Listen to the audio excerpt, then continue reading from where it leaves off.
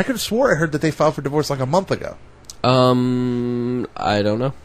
This is saying this week. I don't know. Maybe he was acting dumb. Well, you know something, Mean Gene? Sorry. That's the only Hulk Hogan drop that I have. I thought Hulk Hogan said this when the reporter...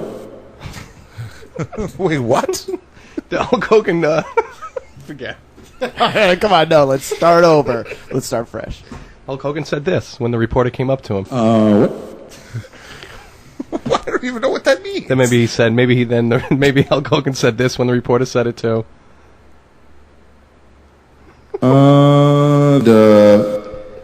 Stop being jerks, you guys. This is what he actually said. My name's Harry, and you're listening to Best in Show. Which confused the hell out of everybody. Hulk Hogan definitely had to know what the reporter was talking about when he said it. I would think he would, but it would have been crazy if he found out through a reporter. Maybe he was just joshing. But he probably would have body slammed the reporter, a la Andre the Giant. Does this mean the TV show is going off the air or not? Didn't it anyway?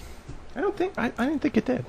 Well, I think, don't they have problems right now because of his kid, Yeah, too? the car accident that Nick got into. No, I meant about his daughter having a really horrible voice and looking like Frankenstein. Oh, man, the Hulk's just going to run wild over you. Yeah, I don't, I could have swore that I heard that they were getting divorced like a month ago. That's what I thought. And I bet you he was just playing a part for this guy to make the guy feel like a jerk about the whole thing. Because the Hulkster's, I mean, he's a really, really great actor. He's obviously shown that through the years of his work, through his ability to convince people that he could somehow make them be unconscious for 3 seconds while he laid on their chest by putting his leg on their neck. You know, I mean, it's... What was that movie he was in? Commando Babysitter or something? I have no idea what you're talking about. Sorry, like, I was just the deer in the headlights looking at you thinking, Commando Babysitter? He was in a movie called something like Commando Babysitter. Baby Nun. No, it's like the Enforcer, I think, or something like that. No, Terminator. Terminator. I don't remember. IMDb him. Terry Bollea. And didn't the Survivor Series used to be on Thanksgiving? Obviously. While we're talking about old wrestling? Obviously. Well, now pay-per-views happen on Sundays. So they have to happen on Sundays. Now. Yeah, but the whole point of the Survivor Series, it was Thursday. Actually, I believe, I want to say... I know the first one was on Thanksgiving. Sergeant Slaughter fought the Iron Sheik. Sergeant Slaughter returned in honor of the first Gulf War to fight the Iron Sheik. I remember that because Wait, I was that would not be sports. The first Survivor Series. You out of your mind? The first Survivor Series was like 1983, 84. The first Survivor Series was 1987 or 88. 87 or 88. IMDb that. And it was actually the Iron Sheik and Sergeant Slaughter returning because neither one of them had been around, really. And I was at a deaf kid's home in my neighborhood on that day watching this in closed caption TV, like with the words on the screen. I'd never seen that before. I do remember that. I do remember that being a big time. Could you please look up the history of the Survivor Series? And I'm sure Hacksaw Jim Duggan had something to do with the match, too, but I think maybe he was just in Sergeant Slaughter's corner. It looks like the earliest is 1987. November 26th. Yeah, 1987. That was the first one. And it was the same year as WrestleMania 3, the first Survivor Series. Series. And in 1987, Sergeant Slaughter was already out and back? Because the Iron Sheik should have never left. The Iron Sheik may not have left, but he wasn't anything big. Oh, was he in WrestleMania 3, the Iron Sheik? Of course he was. Him and Nikolai Volkov fought against the Killer Bees. So it was Sergeant Slaughter that came back then, because I don't think he was really wrestling anymore at that point. But I thought that Sergeant Slaughter, during the Gulf War stuff, came back as like... Oh, wait a second. The Gulf War was 1991 anyway, so I'm confused about what the main event was. So 1987 wasn't Sergeant Slaughter versus the Iron Sheik. That was at a Survivor Series, I guess, in 1991.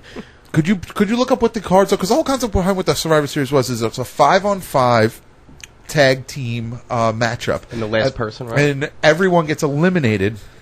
On a team, you keep going. And the survivors could be all 5 members of one team, or if there's only 2 members left, and that's how it worked.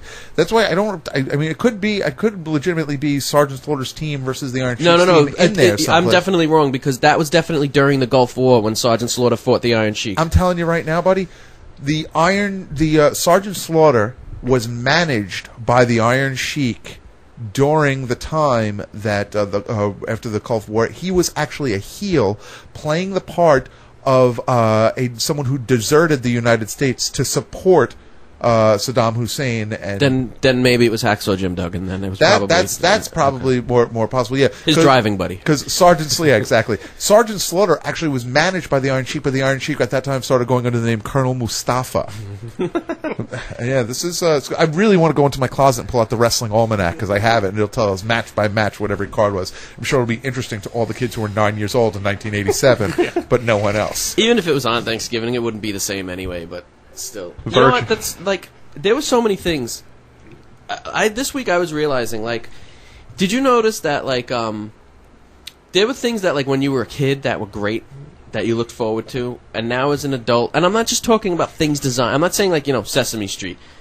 I don't like that show anymore. It doesn't hold my attention anymore. I'm talking about things that adults. It's actually pretty good now. Some adults are still into, like for example, like the Thanksgiving Day Parade.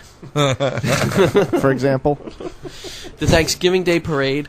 I was never fond of parades, so when I was a little kid, I liked that. I was excited about it when I was a little kid, and then like I never watch it anymore, obviously. And then I was actually up in time Thursday for when it started. I was like, wow, you know what? I think I'll put that on. And within a minute and a half, I was like, oh my god, this is horrible. Why is this even on?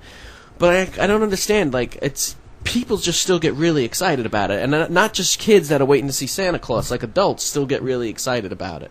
Watching Broadway singers lip sync songs in the parade in the middle of the street. I love a parade. Oh, it is horrible. Give us back our jobs. There was an art piece, a new sculpture piece that was floated in the Thanksgiving Day Parade. Did you catch it? No. It was I forget the artist's name, but the one who did Puppy in Rockefeller Center, the big the Christmas tree size puppy made out of flowers. Are you guys aware of that? No. One of the first statues he made was of Bunny, like the Mylar type bubble sort of Bunny, and they made that into a huge like floating parade now. Oh, really? He's a famous artist, if you remember. If I was Picasso. Yeah. I was just going to say Michelangelo. Yeah, he was big in Mylar. That's another thing. The lighting of the Christmas tree used to excite me. And I mean, if there's anything more anticlimactic than lights off, lights on, then like that has got to be the 4th of July fireworks. I used to get so excited about when I was a little kid, and now it's just like. But there's still people that legitimately still are like, oh, the fireworks. I want to watch the fireworks. Jeff Koons. I got a picture of it here. It's like a 20-story floating silver bunny with no faces or anything. Bunny. It's just floating down the middle of Times Square. It's beautiful. Rabbit, not bunny. I'm an idiot.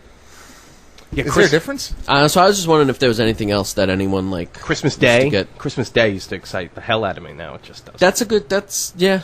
But that's a more obvious one, I think. Because you're opening up toys. I think if you have kids, maybe It brings it back. It brings it totally back. I brings would it guess. back. Yeah. Okay. Last night, I had the most fun in the world putting up my Christmas tree. I don't know if you guys noticed my Christmas tree's up in the living room now. Another exciting thing, right? I hate Christmas trees. I never had Christmas tree. We only got it. I mean, when I was a kid, obviously, and my mom still puts one up because they're crazy. I don't know, allegiance to some fake fantasy guy. But Chad Johnson. Yes, Ocho Cinco. Whatever. I didn't have a tree up until we had our daughter a couple of years back. That's when we brought the tree back, and so we bought a tree and actually started doing it up every year. And I don't want to sound like a cornball, oh, my kids, but like watching a 3-year-old's wonder in her eyes as you're starting to put garland on and letting her put ornaments on a tree, and then, holy crap, you could plug it in and lights go on? It was the greatest thing in the world. She couldn't even, and this was the first year that she really gets it. Like in past years, she would just be like, oh, a bright thing in the corner of the room.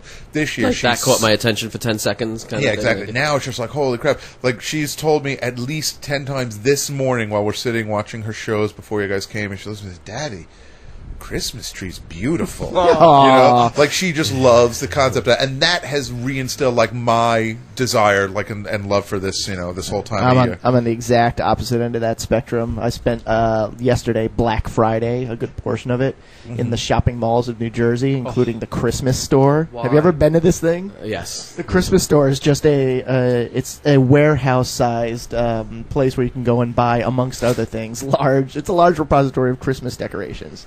And my girlfriend was there figuring out like how we're going to decorate our apartment for, the holidays. So you are going to decorate your apartment?